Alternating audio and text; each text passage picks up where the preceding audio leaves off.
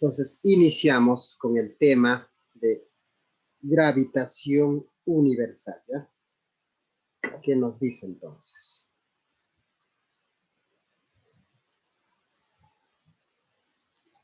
Nos dice así: el hombre, en su intensa curiosidad, alzó los ojos hacia el cielo, notando ellos ciertos fenómenos regulares, desarrollando así la más antigua de las ciencias. ¿Cuál es esa más antigua de las ciencias? Es la astronomía, ¿no? La astronomía. La cantidad y precisión de los datos astronómicos conseguidos desde esa época muy remota son realmente sorprendentes. O sea, todo lo que se sabe hasta el momento. Esto se debe probablemente a la influencia de estos fenómenos celestes que ejercen en la vida de los pueblos más antiguos, ¿no? Muy bien. Así, la necesidad de establecer las épocas de siembra y cosecha y su relación con las posiciones del Sol y la Luna, de las estrellas, llevó a los astrónomos de la antigüedad a recabar gran cantidad de datos relacionados con el movimiento de dichos astros. Y de los muchos de ellos son aceptados incluso hasta el día de hoy. Entonces, es así, ¿no? Cómo se llega al estudio de este tema que es gravitación universal. Pues hablar de la astronomía, hay bastantes datos que podemos encontrar, porque hay bastantes datos, bastante información, ya que ha habido necesidad del hombre, ¿no? Entonces, cuando había ciertas posiciones entre el Sol y la Luna, tal vez se generaba algo que indicaba que era el día para sembrar, tal vez, ¿no? Y así, hay bastante información. Muy bien, entonces vamos a iniciar hoy día con lo que es la ley gravitación universal enunciado por Isaac Newton, ¿no? Establece que la fuerza con que se atraen dos cuerpos por un simple hecho de tener masa. O sea, ¿qué nos dice Sir Isaac Newton? Nos dice que dos cuerpos, tan solo que tengan masa, se van a atraer con una fuerza.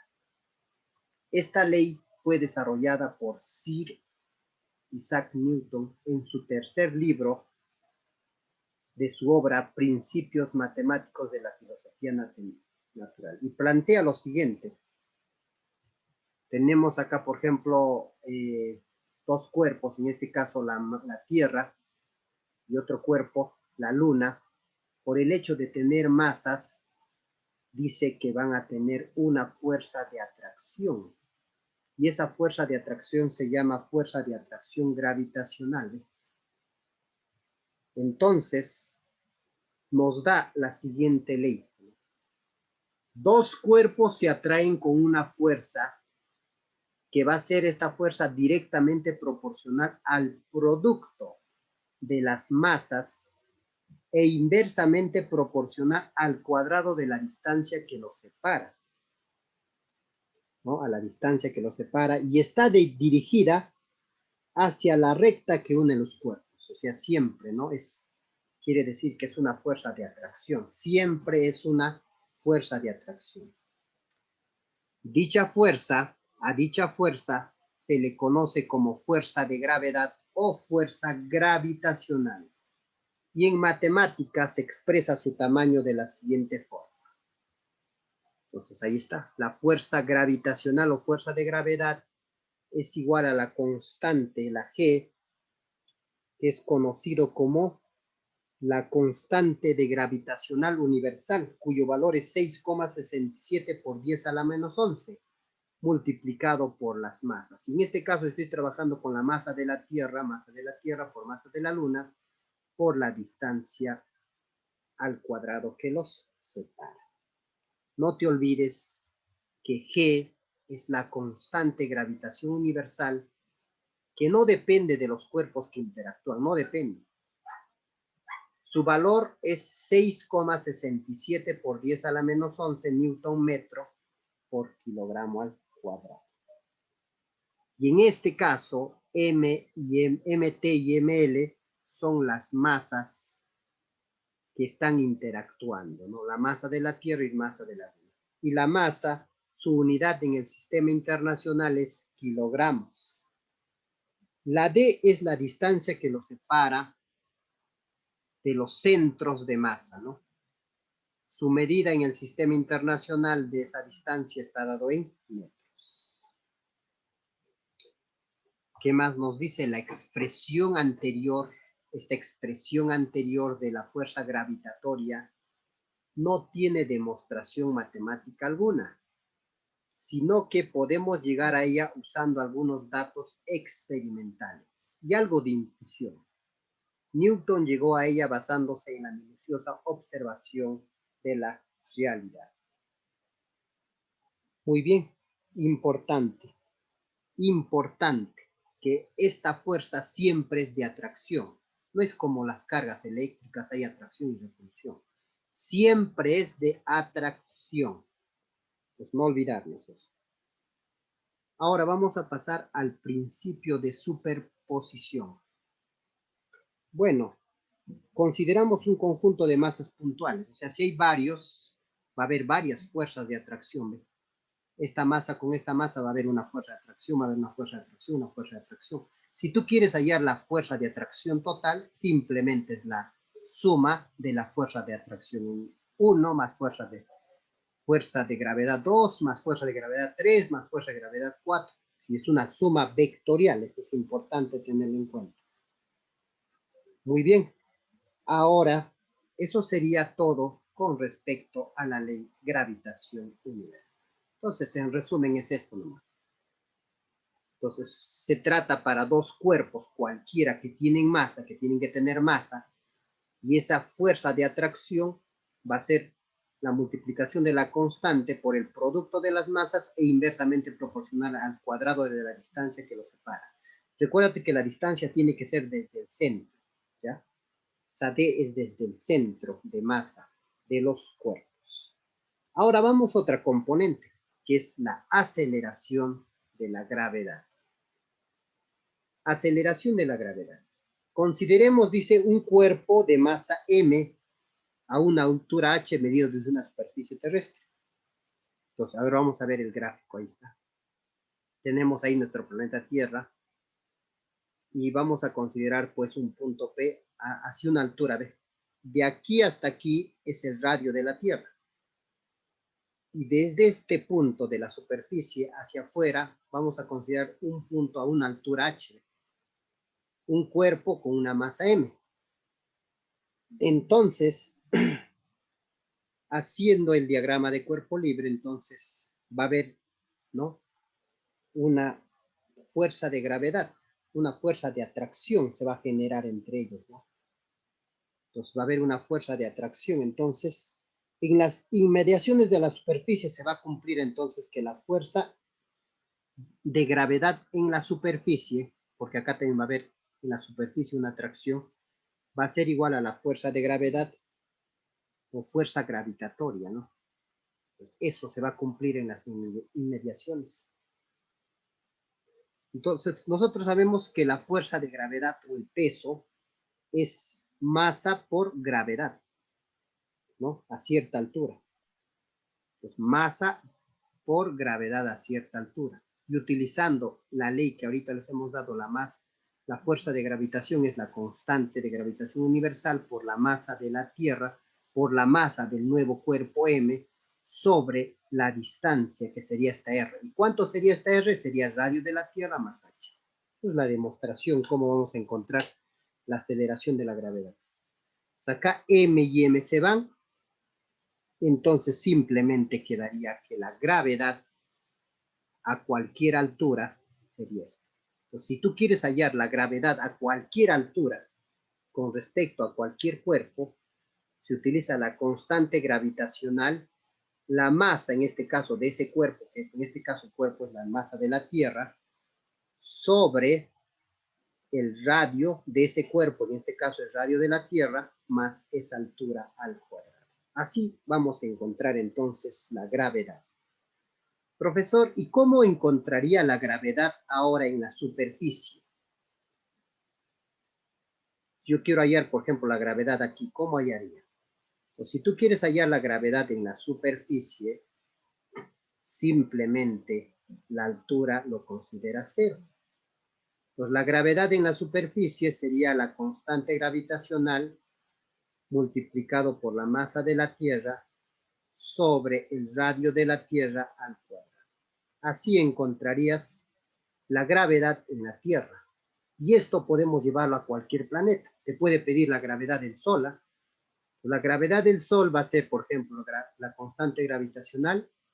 Pues en este caso va a ser la masa del Sol por el radio del Sol al cuadrado. Y así encontrarías de cualquier planeta o de cualquier cuerpo su gravedad en la superficie. Y de esa manera también se podría encontrar la gravedad a cierta altura. Esto es la gravedad a cierta altura y esto es la gravedad en la superficie. Lo único que vas a hacer es que la altura sea cero. Sin altura y vas a hallar la gravedad en la superficie. Muy bien. Entonces, reemplazando datos para nuestro planeta Tierra a esta fórmula, ¿ve? Cuando queremos hallar la gravedad en la superficie, de acá, en la superficie, va a ser 9,8 metros por segundo. Reemplazando los valores, la masa de la Tierra sabemos, el radio de la Tierra sabemos, aproximadamente vamos a encontrar esa gravedad, que con métodos prácticos nosotros trabajamos con 10, ¿no? Entonces, esa gravedad lo consideramos constante nosotros, pero normalmente sabemos que es casi variado, ¿no? Varía. Ahora vamos a ver, entonces ya con el punto de la aceleración de la gravedad ya está. Entonces, simplemente esta reemplazaría todas las fórmulas para hallar la gravedad en cualquier punto. Si es en la superficie, ya sabes que esto va a ser cero. No te preocupes. Entonces, ahora vamos a ver la energía potencial gravitacional. Entonces, ¿qué cosa es eso? Es aquella forma de energía que se asocia a un sistema de cuerpo en virtud, en relación a la interacción gravitacional que existe entre ellos. Para dos cuerpos, entonces, se va a cumplir lo siguiente. Para dos cuerpos, la energía potencial gravitatoria va a ser menos, ¿qué cosa es G? ¿Cómo se llama G? Constante gravitación universal. Por la masa de un cuerpo, por la masa del otro cuerpo, es el producto de las masas sobre distancia. Es parecido a la fuerza de gravitación universal, sino que acá ya no es al cuadrado y es menos la diferencia. Ahora, para masa de dos o más cuerpos.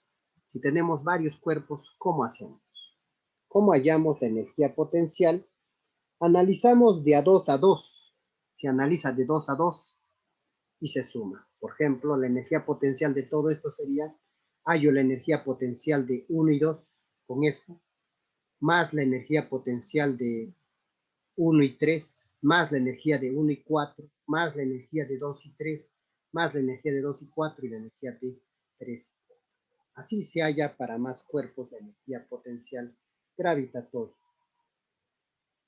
Entonces es importante eso, ya importante recalcar esa situación. Entonces la fuerza de gravedad es una fuerza conservativa, no te olvides eso. En consecuencia, su trabajo mecánico no depende de la trayectoria que realiza el cuerpo, sino se determina de la siguiente manera. Entonces, el trabajo de la fuerza gravitatoria de A a B va a ser la energía potencial de A, ¿no? Menos la energía potencial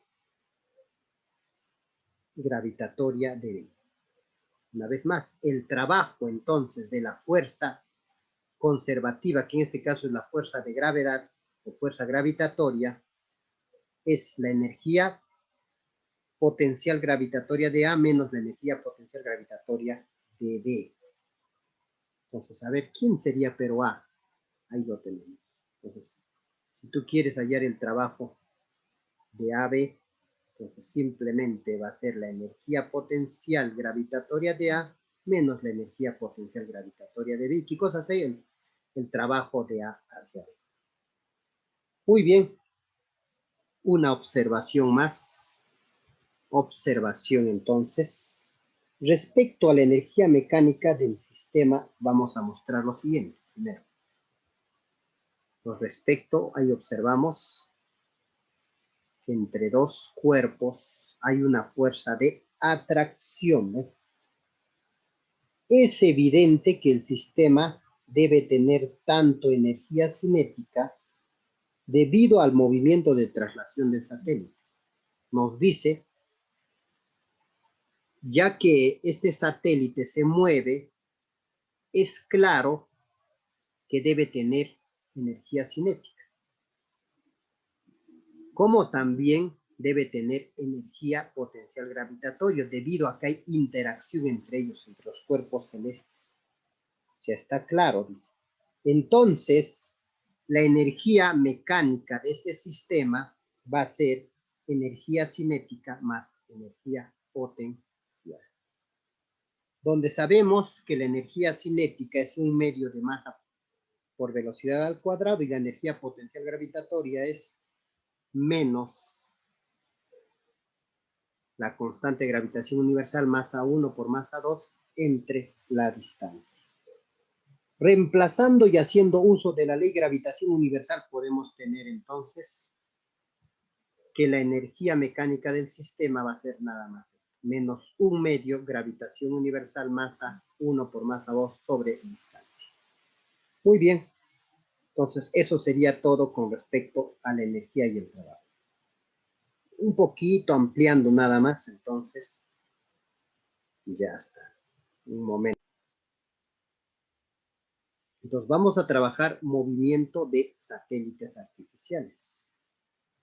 Dice, al lanzar un proyectil en forma horizontal desde una altura h, esta altura h es bastante menor con respecto al radio de la Tierra. Es bastante menor. Cuando te ponen así, hay una comparación abismal, ¿no? Uno, hace cuenta, el otro es demasiado grande. Cuando tú comparas valores, por ejemplo, así, entonces ya no se pone menor, sino es demasiado menor, ¿no? No te vayas a confundir nada más. Entonces, quiere decir, en relación a esta altura y con relación al radio terrestre, es bastante pequeño. Entonces, eso hay que tomar en cuenta. Entonces, cuando eso se cumple, experimenta un movimiento de caída libre. Va a experimentar un movimiento de caída libre dependiendo de la rapidez de lanzamiento, dependiendo con qué velocidad inicial sea. Entonces, la trayectoria va cambiando. Así. Por ejemplo, se va a lanzar pues un satélite, entonces va a depender de esa velocidad. Tal vez se mueva así, nomás como acá está. Entonces, va a depender de esa velocidad. Más velocidad, entonces incluso va a dar una vuelta. Entonces, lo que se quiere es lanzar a una velocidad ideal para que todo momento esté dando la vuelta. Mira, ¿qué tal lanzabas? No tan bueno, aquí nomás se va a caer el satélite. Por aquí nomás tal vez, un poquito mejor, a ver. Ahí. Entonces, yo lo que quiero saber es cuál es esa velocidad ideal para mantenerlo en órbita ese satélite, ¿no? Claro, eso sería lo ideal. Entonces, vamos a ver. En un inicio, se van a dar las trayectorias A y B, que son parábolas, ¿no? Para una rapidez inicial, conocido como una rapidez cósmica, eso es la rapidez que tiene que mantener, ¿no? El proyectil describe una circunferencia y se convierte en un satélite de la Tierra. Entonces, en otras palabras, es esta velocidad inicial para que el satélite se mueva alrededor formando movimiento circunferencial se llama la primera rapidez cósmica. ¿Ya? Esa primera rapidez cósmica, entonces, se va a dar con la demostración de la segunda ley de Newton en movimiento circular.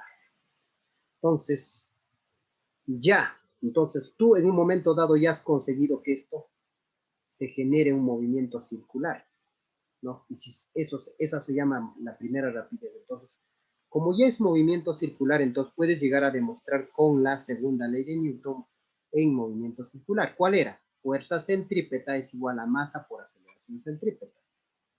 Pero como esto es un satélite, es un planeta, entonces esa fuerza centrípeta va a ser igual a la fuerza gravitacional, que es la constante gravitacional por masa 1 por masa 2 sobre el radio de la Tierra al cuadrado.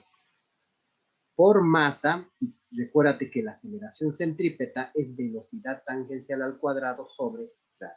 Y esa velocidad tangencial al cuadrado sería pues la rapidez inicial, la primera rapidez cósmica. Entonces de aquí pues se van M, se van RT y una RT, entonces ya tendríamos la velocidad cósmica, que va a ser raíz cuadrada por la constante gravitacional por la masa sobre el radio de la Tierra. Y aproximadamente es 8 kilómetros por segundo. Entonces, si V0 dice continúa aumentando, la trayectoria se convierte en un elipse ya, con el foco en el centro de la Tierra. El centro de la Tierra va a ser un foco, y así sigue aumentando su trayectoria. ¿Ves?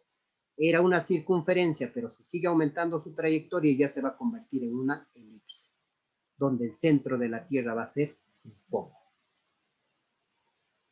Entonces, para un instante V0, conocido como la segunda rapidez cósmica, el proyectil describe por la trayectoria una hipérbola y no remonta a la Tierra, llegando al infinito con las justas. Entonces, para demostrar eso vamos a utilizar la conservación de la energía mecánica. Pues la energía mecánica, recuerda que se cumple que la energía mecánica inicial es igual a la energía mecánica final. Y de antes ya hemos visto las energías que existen, energía potencial gravitatoria y energía cinética, pues, inicial y final. Energía potencial gravitatoria inicial más energía cinética inicial va a ser igual a energía potencial gravitatoria final más energía cinética final. Recuérdate que la energía potencial gravitatoria era menos G por masa 1 por masa 2 sobre el radio. Y como la velocidad acá es 0, esto desaparece, ya sabes. Esto es la energía potencial gravitatoria al inicio, y la energía cinética era un medio masa por velocidad inicial al cuadrado sobre el radio. Ahora aquí, la energía potencial gravitatoria sería menos G por M por G, pero ahora el radio es infinito, llegando al infinito, entonces radio es infinito. Entonces, haciendo las operaciones, llegamos a esto. Este 2 pasa a multiplicar y este que está cuadrado pasa como raíz cuadrada. Y eso sería la segunda rapidez cósmica. 2 veces gravitación universal por la masa sobre el radio de la Tierra, aproximadamente 11,2 kilómetros por segundo. Muy bien, entonces eso es con respecto al movimiento de los satélites artificiales. Ahora vamos a ver satélites geoestacionarios. Ahí están los satélites geoestacionarios. Está ubicado aproximadamente ¿a cuánto? A 36.000 kilómetros, ¿no? A 36.000 kilómetros de la superficie terrestre. Su periodo orbital es de 24 horas. ¿No? Periodo, o sea, ¿qué es periodo? Es el tiempo total sobre el número de vueltas, ¿no? Y es igual a la rotación de la Tierra sobre su eje. Es igualito que la Tierra se demora.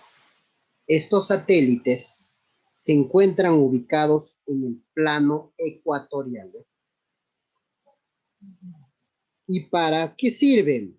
para observar en la superficie terrestre que aparezca este inmóvil, ¿no? Para hacer unas observaciones. Los más conocidos son llamados el Intelsat, ¿no? Satélites. Son los más conocidos, el Intelsat, usado en telecomunicaciones y geolocalización, ¿no? Pues con esos satélites, a ver, con el satélite, ubícame tal persona y ya está, lo ubica. Puede tener varios satélites. Este grabado muestra 3 satélites estacionarios del tipo Intelsat 4, situado en las posiciones tales que nos permiten tener una radiocomunicación entre los puntos cualquiera de la Tierra. Nos dice así ubicado, va a tener un panorama de todo el mundo, de toda la Tierra, qué está pasando. Así, cuando presenciamos un programa en vivo vía satélite, la señal de la televisión se envía. Antes de llegar al receptor, este satélite de casi 36.000 kilómetros de altura, luego regresa a la Tierra, ¿no? La señal es captada por las estaciones espaciales, ¿no?, de recepción y luego se difunden para diversar a todas las regiones de un país. Bueno, ahora vamos a ver el movimiento planetario y las leyes de Kepler. Movimiento planetario y las leyes de Kepler. Primero vamos a ver la teoría geocéntrica. Recuérdate, no fue la primera ni la única hipótesis relacionada con el movimiento planetario en la antigüedad, pero fue una de las más destacadas. Fue por Ptolomeo quien sustentó y que consistía básicamente en suponer que los planetas describían circunferencias concéntricas, teniendo a la Tierra como su centro. La Tierra era el centro y todos los demás giraban alrededor de la Tierra. Sin embargo, no se explicaba el movimiento de los cuerpos respecto a la Tierra. O sea, Ptolomeo no ha podido explicar eso.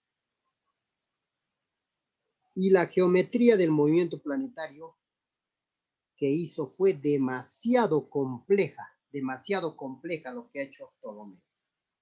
Entonces Aristóteles apoyó lo que dijo Ptolomeo y también apoyó la teoría geocéntrica, ¿no? Ha habido una discusión grande, enorme sobre esto, ¿no?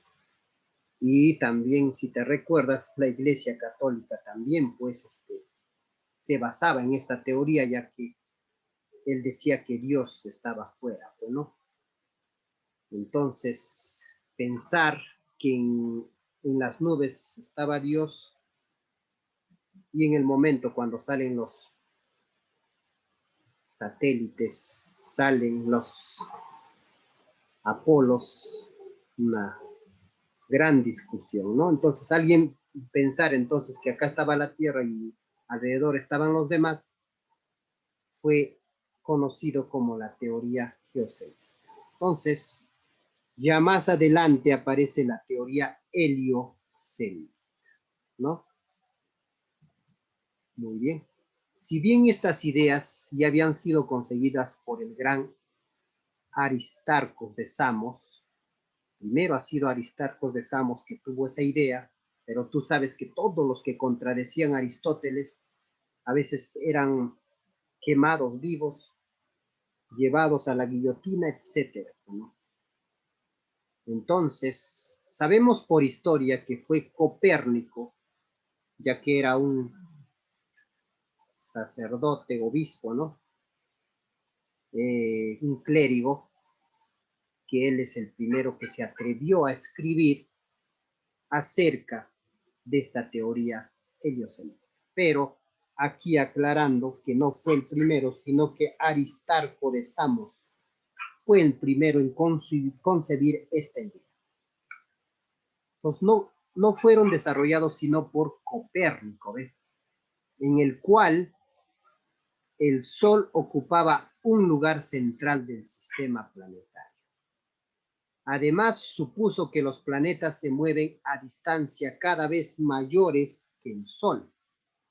Este modelo fue perfeccionado por Kepler, quien concluye con la ayuda de las observaciones de Brahe que las órbitas planetarias son elipses. Entonces, Copérnico todavía no se da cuenta que el movimiento de los planetas eran elipses.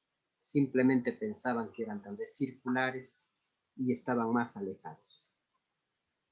Entonces, ahí está la comparación de los médolos planetarios, ¿no? Pues estaban la idea de Ptolomeo, donde la Tierra es el centro del universo, y la idea de Nicolás Copérnico, donde es el modelo del Sol ahora que está el centro del universo. Muy bien, entonces son dos teorías que han marcado mucho para el estudio, ¿no?, de la gravitación universal, y así nacen las leyes de Kepler. Entonces vamos a ingresar a las leyes de Kepler. Kepler dedujo estas tres leyes, ha deducho tres leyes a partir de las observaciones del movimiento de los planetas alrededor del Sol.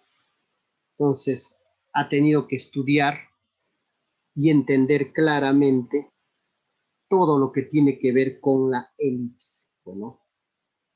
Entonces, saber, conocer F1 y F2 son los focos. Usted sabe eso por geometría analítica que llevas. F1 y F2 son los focos de la elipse. ¿Qué pasa? Se ha paralizado. Ay, ay, ay. Ahora.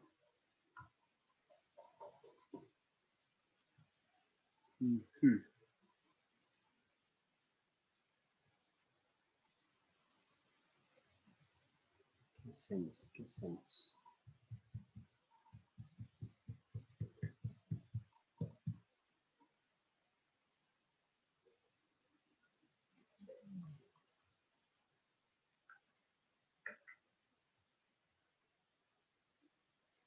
Colgado. Ahí está. Volvió a aparecer. Por fin, ahí se ve. Ya, bueno, no importa. Algo habrá pasado.